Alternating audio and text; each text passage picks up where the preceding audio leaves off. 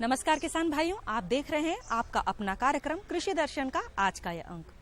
किसान भाइयों, आपकी अथक मेहनत और दृढ़ निश्चय के साथ साथ सरकार द्वारा चलाई जा रही अनेकों लाभदायक योजनाओं के परिणाम स्वरूप गत वर्ष की तरह इस वर्ष भी हमारे प्रदेश ने गेहूं उत्पादन के क्षेत्र में अन्य राज्यों को पीछे छोड़ते हुए देश में प्रथम स्थान प्राप्त किया है। आप सफलता की राह पर यूं ही आगे बढ़ते रहें, यही कार्यक्रम कृषि दर्शन की कामना और प्रयास है। तो चलिए इसी प्रयास को आगे बढ़ाते हैं आज के अंक के माध्यम से। और अंक की शुरुआत करते हैं मंडी भाव के साथ में खबरें खेती की से।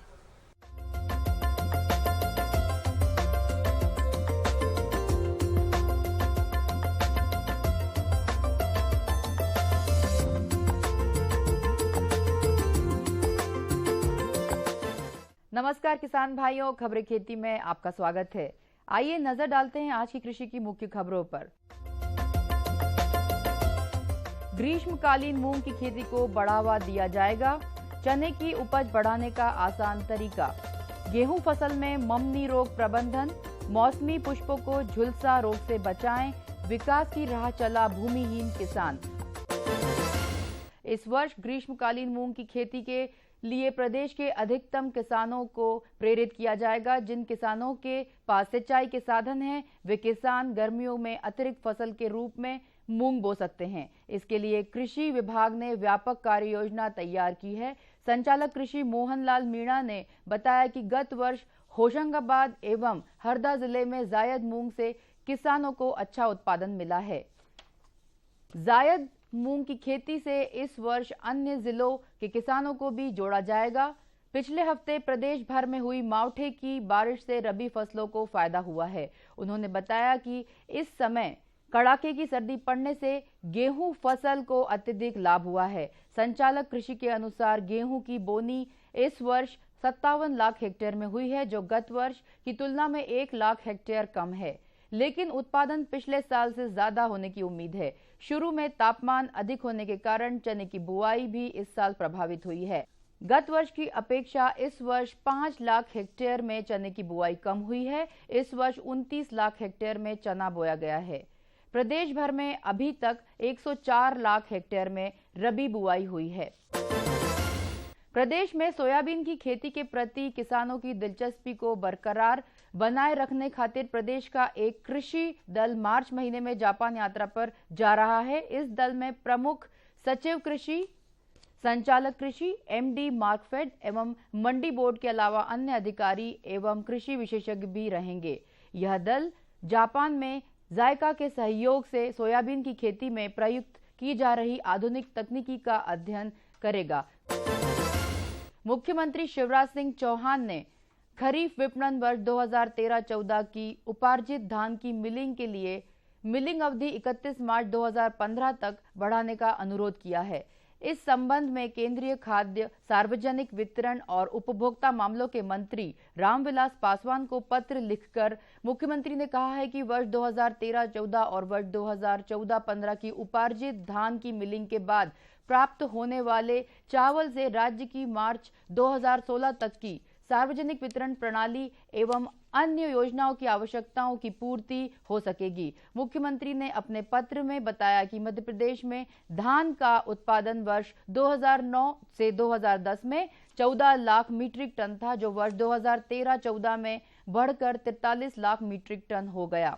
इस वजह से प्रदेश के 337 राइस मिलर्स की समिति मिलिंग क्षमता के कारण उपार्जित धान की मिलिंग केंद्र शासन द्वारा निर्धारित समय सीमा में नहीं हो पा रही है। प्रमुख दलहनी फसलें चने में प्रारंभिक सावधानी बरतकर इसके उत्पादन में होने वाले नुकसान को बचाया जा सकता है। आखिरी जुताई के समय 250 किलो जिप्सम प्रति हेक्टेयर के हिसाब से डालने से चने में दाने अच्छे बनते हैं। दीमक और कटुआ कीट से बचाव के लिए क्विनालफॉस 1.5% चूर्ण 25 किलो प्रति हेक्टेयर के हिसाब से भुरक कर आखिरी जुताई करें। प्रमाणित बीज का ही उपयोग करना चाहिए। फली छेदक कीट चने की प्रमुख दुश्मन है। इसकी रोकथाम के लिए फेरोमोन ट्रैप का उपयोग करें। जैविक कीटनाशक एनपीवी 250 एलई या बीटी 750 मिलीलीटर 400 से 500 लीटर पानी में मिलाकर स्प्रे करें। इसके अलावा फूल अवस्था के 15 दिन पूर्व प्रोफेनोफॉस 50 EC 1.5 लीटर या क्विनोलफॉस 25 EC 1 लीटर पानी में घोल बनाकर प्रति हेक्टेयर की दर पर छिड़काव करें। आवश्यकता पड़ने पर 15 दिन के अंतराल से पुनः छिड़काव करें। ममनी व टुंडू से गेहूं फसल को अत्यधिक नुकसान होता है। इस रोग के ग्रसित पौधों के तनों का आधार फूल जाता है। कुछ दिनों बाद पत्तियों पर झुर्रियां दिखाई देती हैं, पत्ते टेढ़े मेढ़े हो जाते हैं। ममनी, जिसे ईयर कोकल भी कहते हैं, इससे ग्रसित बालियां छोटी व मोटी हो जाती हैं व इनमें दानों के बजाय विकृत आकृतियां, जिन्हें गंगला या ममनी कहते हैं। टुंडू रोग में पत्तों, तनों व बालियों पर पीले रंग का चिपचिपा पदार्थ दिखाई देता है। यह एक जीवाणु होता है जो सूत्रकृमि के साथ रहता है और उपयुक्त मौसम में तेजी से बढ़ता है। रोग ग्रसित बालियां मुड़ी हुई व बिना दाने की होती हैं। बचाव हेतु प्रमाणित बीज बुआई के लिए प्रयोग करें। बीज को 20% नमक के घोल में उपचारित कर साफ पानी में धोकर छाया में सुखाकर बुआई करें। घोल में ऊपर तैरते ममनी युक्त बीजों को निकालकर नष्ट कर देना चाहिए। मौसमी पुष्पों में पत्ती झुलसा रोग फफूंद द्वारा होता है। इस रोग से पत्तियों पर शुरुआती अवस्था में छोटे छोटे भुरभुरे रंग के धब्बे बनने लगते हैं, जो रोग की उग्र अवस्था में बड़े बड़े चकत्तों के रूप में परिवर्तित हो जाते हैं। रोगी पत्ती के किनारे अंदर की ओर मुड़ जाते हैं और कठोर व भंगुर हो जाते हैं। रोग की अधिकता के कारण वानस्पतिक कलिकाएं और नई शाखाएं सूख जाती हैं, जिसके फलस्वरूप फूलों का उत्पादन कम हो जाता है। इसकी रोकथाम के लिए ब्लाइटॉक्स 50 0.5% या कॉपर ऑक्सीक्लोराइड 0.3% का घोल बनाकर 15 से 20 दिन के अंतराल पर कम से कम 2 बार छिड़काव करना चाहिए। लगन और दृढ़ इच्छा शक्ति से कोई भी कार्य आसानी से किया जा सकता है। रीवा जिले के ग्राम बेला विकास खंड गंगेव के भूमिहीन किसान गोविंद साकेत ने ऐसा ज्वलंत उदाहरण पेश किया है जो दूसरे किसानों के लिए प्रेरणादायक है। भूमिहीन होने के बावजूद भी गोविंद साकेत ने बटाई में जमीन लेकर प्याज की खेती की, जिससे उन्हें आशातीत परिणाम मिला। श्री साकेत ने बताया कि नवंबर 2013 में 1 एकड़ जमीन में बटाई पर प्याज की खेती की। प्याज की खेती का खर्चा आधा देने का तय हुआ और मजदूरी श्री साकेत के हिस्से में रही। फिर क्या था, मन में जो उमंग आई, प्याज की फसल लहलहाई का सपना लिए प्याज की नर्सरी डाली। फिर तैयार खेत में प्याज की रोपाई घर के सदस्यों के साथ की। धीरे धीरे समय आने पर प्याज की खुदाई की तो 1 एकड़ में 6 ट्रॉली लगभग 120 क्विंटल प्याज निकली। संपूर्ण 60 क्विंटल प्याज 25 रुपए किलो बेच दी तो 1.5 लाख रुपए की प्राप्ति हुई। उसी में से कास्ट लागत का खर्चा 10,000 भूमि को दे दिया। खर्च काटकर 1,40,000 पाकर किसान गदगद है। और किसान भाइयों, आज खबरें खेती में बस इतना ही। अब आप नजर डालिए आज के मंडी भाव पर और मुझे दीजिए आज्ञा। नमस्कार।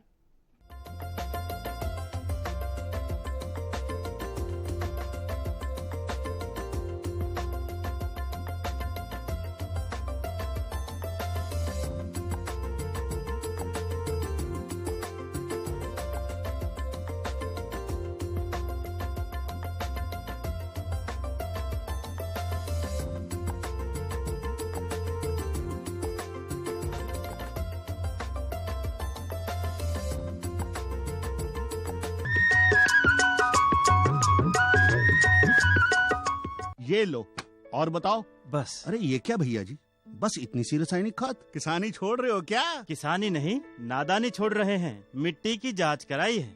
अब तो लालाजी जितनी जरूरत है उतने ही उर्वरक खेत में डालेंगे। हाँ किसान भाई आज ही अपने जिले की नजदीकी भूमि परीक्षण प्रयोगशाला में मिट्टी की जांच जरूर करवाएं और मिट्टी में पोषक तत्व, नमी व पौधे के विकास को देखते हुए केवल जरूरत के अनुसार ही पोषक तत्व डालें। और हाँ, मिट्टी में गंधक, जस्ता, बोरोन जैसे सूक्ष्म पोषक तत्वों का पता लगाना भी न भूलें। उर्वरक और जैविक खाद के सही उपयोग से भूमि का उपजाऊपन बनाए रखें, उत्पादकता बढ़ाएं, खर्चा घटाएं और बहुमूल्य विदेशी मुद्रा बचाने में भी सहयोग दें। और हाँ, धीमी गति से नाइट्रोजन उपलब्ध कराने वाले उर्वरकों जैसे नीम लेपित यूरिया को प्राथमिकता दें और यूरिया का पत्तों पर छिड़काव करें। अरे वाह, तू तो सचमुच समझदार हो गया रे। अधिक जानकारी के लिए संपर्क करें जिला कृषि अधिकारी या किसान कॉल सेंटर। अम्मा खाना दे दो ना। सबर कर गोलू, अभी दाल नहीं गली है। तू फिक्र ना कर गोलू की अम्मा, अब की बार अपनी दाल खूब गलेगी। क्या मतलब जी? अब की बार NFSM के तहत दाल की पैदावार को बढ़ाने के तरीकों को दिखाने के लिए देश में 1000 क्षेत्र चुने गए हैं, जिसमें हमारा इलाका भी आ गया है। पर इससे हमें क्या फायदा? हमें 5 एकड़ खेती के लिए खाद और कीटनाशक के अलावा बढ़िया बीजों की एक मिनी किट भी मिलेगी। इतनी दाल का करेंगे क्या जी? अरे भगवान, सरकार ने दलहन का समर्थन मूल्य भी खूब बढ़ा दिया है और इनकी खरीद का भी पूरा इंतजाम कर लिया है। इससे आमदनी बढ़ेगी और फिर हमारा गोलू अच्छे स्कूल में जाकर के कृषि वैज्ञानिक बनेगा। हाँ,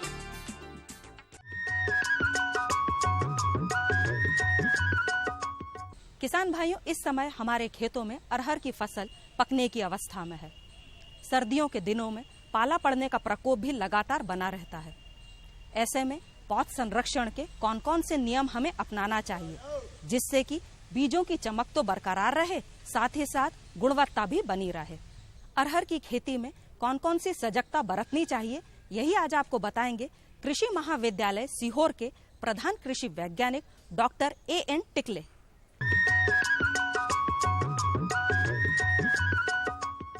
किसान भाई नमस्कार। इस वक्त आप देख रहे हैं कि हमारे प्रदेश में जो अरहर की फसल बोई जाती है वो जून के आखिरी हफ्ते से लेकर जो है जुलाई के मध्य तक बोई जाती है। इस वर्ष जो है पानी बहुत देर से आया, इसलिए बहुत सारे किसानों ने जुलाई 10 से लेकर जुलाई 25 तक जो है बोनी की होगी। इसलिए आज का वो अरहर के जो पकने की अवधि है वो भी काफ़ी लंबी हो गई। हमारे यहाँ पर खास करके 2 प्रकार की अरहर लगाई जाती है मध्य प्रदेश में, एक तो जल्दी पकने वाली और दूसरी मध्यम अवधि वाली। जल्दी पकने वाली अरहर जो है 130 से लेकर 150 दिन में पककर तैयार हो जाती है, बल्कि मध्यम अवधि वाली जो अरहर है वो 175 से लेकर 185 दिन तक जो है पककर तैयार हो जाती है। आप यहाँ पर देख रहे हैं कि जो बहुत सारे जो अरहर यहाँ पर जो पूला दिख रहा है आपको, ये जल्दी पकने वाली अरहर है जिसको कि हमने गाया है। अब आपको ये भी शंका हो रही होगी कि जो अभी बीच में पानी आया था, बरसात हुई थी, उसके कारण कोई अरहर को नुकसान हुआ क्या? अगर आपने काटने के बाद जो यहाँ पर रखी हुई है अरहर इस तरह से काट कर खेत में खड़े अगर रख देंगे तो केवल फली का ऊपरी भाग केवल काला पड़ा दिखाई देगा, परंतु आपके अंदर के जो दाने हैं वो बिल्कुल साफ सुथरे हैं। क्योंकि अगर आपने पानी का अगर बचाव किया, यानी पानी अगर आपके पूले से निकल गया तो उसका असर जो है अंदर के दानों पर बिल्कुल नहीं पड़ेगा। अतः किसान भाई ये बात ध्यान रखें कि वर्षा की स्थिति को देखते हुए या हमेशा ही जब भी आप अरहर की गाही करेंगे पूलों को जमीन पर आड़े न गिराए, बल्कि इस स्थिति में उनको रखें कि अगर कोई भी पानी अगर ऊपर से आता है, बरसात अगर होती है तो ऊपर से वो पानी नीचे निकल जाए ताकि अंदर के बीजों का नुकसान न हो। दूसरी बात आप ये देख रहे हैं इसके पीछे साथ साथ कि बहुत सारी अरहर हमारी अभी खेतों में खड़ी है। कुछ अरहर ऐसी भी होगी जहाँ पर फलियाँ पकने की स्थिति में होगी, और पकने की स्थिति में खासकर एक कीट जो है उसको बहुत नुकसान पहुँचाता है, उसको कहते हैं फली छेदक मक्खी। ये फली छेदक मक्खी आपको दिखाई नहीं देती, परंतु फली के अंदर वो अंडे दे जाती है, और जब वो फली के अंदर अंडे दे जाती है तो उसके जो मैगट्स है, उसके जो भ्रूण है, करीब करीब 1 हफ्ते बाद वो अंडों से निकलते हैं। वो फली के अंदर ही अंदर जो खास करके जो आखिरी वाले जो बीज होते हैं, फली के आखिरी किनारे के जो बीज होते हैं उनको खाते हैं। इसलिए आप जब गहाई करते हैं तब आप देखते होंगे कि बहुत सारे जो बीज है, बहुत सारे दाने जो है वो छोटे पड़ जाते हैं। वो छोटे इसलिए पड़े हुए आपको दिखते हैं कि उन भ्रूणों ने उनको खा लिया है। इसके बचाव के लिए खास करके आप जो है डाइमिथोएट का एक स्प्रे अवश्य कीजिए। 3 ml 1 लीटर पानी में लेकर, इस अनुपात में लेकर आप डाइमिथोएट जो दवाई है, कीटनाशक है, उसका स्प्रे अवश्य करें जिनकी अरहर की फलियाँ अभी पकने की नहीं है और पकने की स्थिति में है। अरहर एक ऐसी फसल है जिसमें चूँकि फलियाँ एक कालांतर में लगातार आती रहती है, इसलिए कुछ फलियां पूर्ण पकने की रही जाती है। तो आप उस 5 से 7% फलियों को जो पकी नहीं उनको मत देखें। अगर आपकी 95 से लेकर 97% फलियां पूर्ण तरह से पक गई है तो आप काट लीजिए और काट करके खलिहान में रख दीजिए। और खलिहान में ऐसी स्थिति में रखिए कि ऐसे खड़े करके रखिए और उसको कम से कम जो है 2 हफ्ते तक रखिए, ताकि जो फलियों का जो नमी है वो कम हो जाए। बहुत सारे किसान जो कच्ची फलियां रख कर ही काटते, वो बहुत गलत है। इसलिए जो है हमारी आपसे अनुशंसा यही है कि कटाई के वक्त ये देखिए करीब 95 से लेकर 97% फलियां अच्छी तरह से पक गई हो, तभी आप उसकी कटाई करिए। और कटाई के बाद जो है उसको 10 दिन तक जो है अपने खलिहान में सुखाइए, ताकि सारी फलियां सूख जाए। उसके बाद ही उसकी गहाई करनी चाहिए। ये तो हो गया प्राथमिक तौर पर जो है हमें कटाई और गहाई का कि वो रखनी चाहिए। दूसरी बात यह है कि इसी कटाई के वक्त हमको अपना जो बीज जो है बीज बनाने की भी तैयारी कर लेनी चाहिए। और जो अच्छे पौधे हैं अपने खेत में, उन अच्छे पौधों को जिनमें कि दाना बहुत अच्छा हो, ऐसे पौधे छांट कर रखिए और उनकी गहाई अलग कीजिए और उनके दाने भी अलग रखिए। और उन दानों को बीज के रूप में अगले साल आप इस्तेमाल कर सकते हैं, ताकि अपना बीज भी आप बना सकते हैं और बीजों को अलग करके एक अगले साल के लिए नया बीज भी आपका बन सकता है। परंतु ध्यान यही रहे कि अच्छे पौधे जिनमें अच्छे दाने हो, भरे पूरे दाने हो, ऐसे ही पौधों का चयन करना चाहिए, ताकि आपका अगले साल के लिए बीज बन सके। धन्यवाद।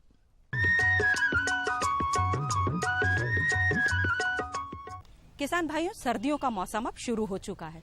शीतकाल में पशुओं को ठंड से बचाना अति आवश्यक हो जाता है, नहीं तो वे बीमार पड़ जाएंगे। शीतकाल में पशुओं को ठंड से बचाने के लिए उनके बाड़े में नमी ना रहे, भूसे या राख का छिड़काव करना, अंगीठी जलाना, उनके बाड़े को टाट पट्टी से ढकना आदि उपाय अपनाना चाहिए। शीतकाल में पशुओं की देखभाल कैसे करें, यही आज आपको बताएंगे डॉक्टर अंशुमान गुप्ता। नमस्कार किसान भाइयों, मैं डॉक्टर अंशुमान गुप्ता कृषि विज्ञान केंद्र रायसेन से आपका इस कार्यक्रम में स्वागत करता हूं। किसान भाइयों, हर मौसम का अपना एक अलग अलग कार्य होता है। हर मौसम में हर पशु के देखभाल के लिए हमें अलग अलग प्रबंधन करने पड़ते हैं। ये समय ठंड का है, शरद ऋतु का समय है। शरद ऋतु में किस प्रकार हमें पशु का प्रबंधन करना चाहिए, इसके ऊपर मैं आपको थोड़ा विस्तार से बताना चाहूँगा। किसान भाइयों, ठंड के साथ साथ जो है तापमान में कमी आ जाती है और पशु की कई जो शारीरिक क्रियाएं होती हैं उनमें कमी आ जाती है, क्योंकि हर शारीरिक क्रिया को करने के लिए एक सही तापक्रम की आवश्यकता होती है। जैसी ठंड आती है, जैसे इस समय जो ठंड के साथ पाला पड़ रहा है और बारिश हो रही है, उसमें तापमान और कम से कम होता जाएगा, जिसमें पशु की शारीरिक क्रियाएं और कम होंगी, पाचन क्रिया में कमी आती है और पशु जो है दूध उत्पादन में कमी कर देता है। हमारा मूल उद्देश्य दूध उत्पादन ही होता है पशु में, अन्यथा अंडे या मांस का उत्पादन दूसरे पशुओं से। तो किसान भाइयों, जाने कि दूध उत्पादन या मांस उत्पादन, अंडे उत्पादन पे किस तरह विपरीत असर पड़ता है और इस किस प्रकार प्रबंधन के करने से हम इन चीज़ों को बचा सकते हैं। सर्वप्रथम किसान भाइयों, ठंड के आगमन के पूर्व ही वर्षा ऋतु के बाद जो है यदि हम FMD का टीकाकरण करा लेंगे तो हम इस समय अपने पशु को FMD यानी खुरपका और मुंहपका नामक बीमारी से बचा सकते हैं। यही वो समय है जब खुरपका मुंहपका का प्रकोप सबसे ज़्यादा होता है। इसके बाद PPR नामक एक टीका जो है बकरी में लगता है। इस समय बकरियां काफ़ी निमोनिया से पीड़ित होकर के मृत्यु को प्राप्त होती है और यदि हमें PPR से बचाना, मतलब इससे बचाना है निमोनिया से, तो PPR का टीकाकरण कराने का भी यही समय है। तो किसान भाइयों, ये दो चीज़ें मूलभूत हैं जिसमें अपन कहते हैं कि थोड़ी सी सावधानी बरत लेंगे तो आगे के लिए सुरक्षित हो जाएंगे। ये दो चीज़ तो हमने टीकाकरण से बताई आपको, जिसका आप उपयोग करें। उसके पश्चात शरद ऋतु में जो मुख्य ध्यान देने वाली बात होती है वो ये होती है कि आप अपने पशुशाला को साफ रखें और सूखा रखें। साथ ही साथ यदि आपको लगता है कि उसमें हवा ज़्यादा आ रही है तो आप बारदान, सूखे बारदानों का प्रयोग करेंगे। साथ ही साथ आप ये देखें कि जो आप चारा या भूसा उसको दे रहे हैं वो साफ हो, स्वच्छ हो। इस समय जब वर्षा भी हो रही है और ओस पड़ने की संभावना रहती है, तो आपके पास जो रखा हुआ भूसा होता है उसमें फफूंद लगने की संभावना रहती है।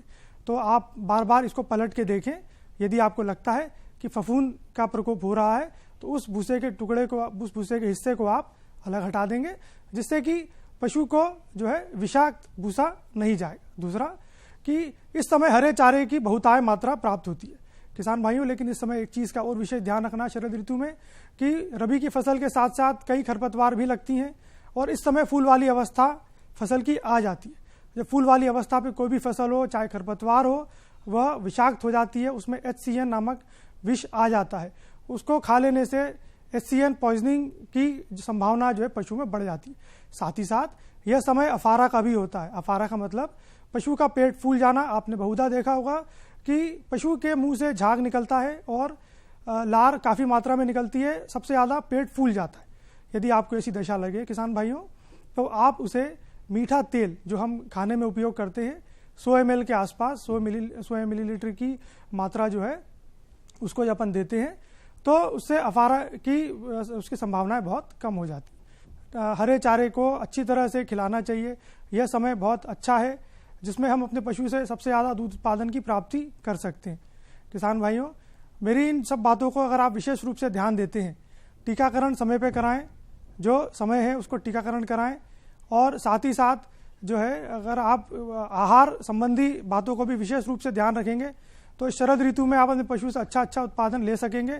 साथ ही मुर्गी पालन में मैं विशेष बात बताना चाहूँगा किसान भाइयों कि जो किसान भाई मुर्गी पालन कर रहे हैं, यदि उनको ऐसा लगता है कि ठंड के प्रकोप के कारण जो है मुर्गियाँ उनकी आपस में एक दूसरे पे आ रही हैं, तो आप अपने जो आपने गर्मी देने के लिए बल्ब लगाया हुआ है उसके वोल्टेज को बढ़ा दें या फिर उसको थोड़ा नीचे कर दें, जिससे कि मुर्गियों को सही मात्रा में गर्मी मिल सके और उनको किसी प्रकार से चोट न पहुंचे, उनके उत्पादन में किसी प्रकार की गिरावट न आए।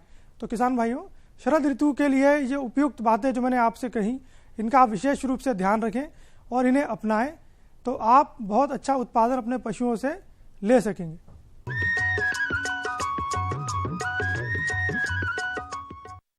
शिवपुरी गांव के फकीर बाबा का बड़ा था प्रताप। सब कहते बाबा तकदीर बदल देते आप।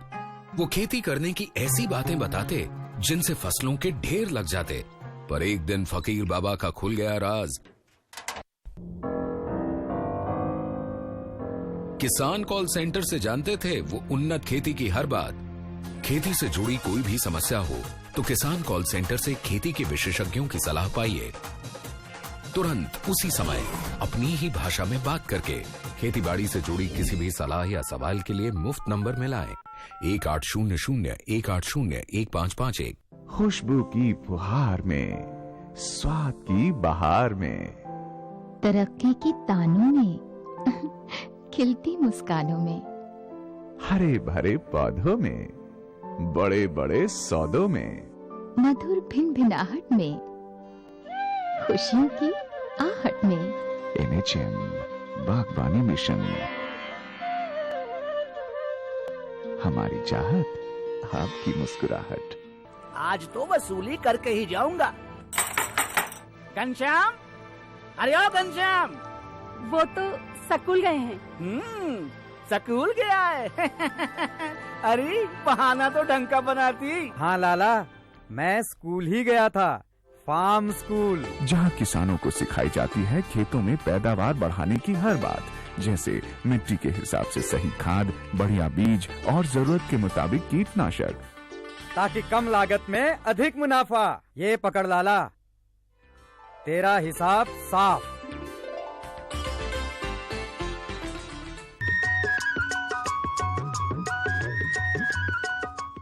किसान भाइयों, हम आशा करते हैं कि आज के अंक में प्रसारित जानकारियों से आप निश्चय ही लाभान्वित होंगे। फिर भी यदि किसी किसान भाई के मन में कोई प्रश्न या जिज्ञासा है, या फिर कोई किसान भाई अपनी सफलता की कहानी हम तक पहुंचाना चाहे, तो पत्राचार करना न भूलिएगा। पत्राचार करने के लिए हमारा पता नोट कर लीजिए। हमारा पता है कार्यक्रम कृषि दर्शन, द्वारा निदेशक, कमरा number 4, Doordarshan Kendra, Shyamla Hills, Bhopal. Pin code है 462013। किसान भाइयों, विदाई की बेल अब आ चुकी है। फिर होगी मुलाकात आपसे अगले अंक में। तब तक के लिए पूर्वा को आज्ञा दीजिए। नमस्कार।